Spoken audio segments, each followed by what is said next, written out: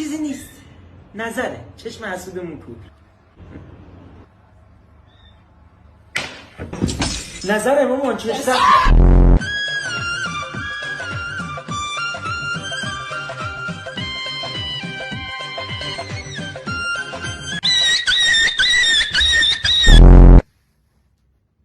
این نکن.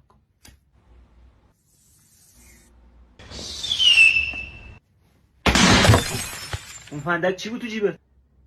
نزن بابا، نزن بذار توضیح بدم.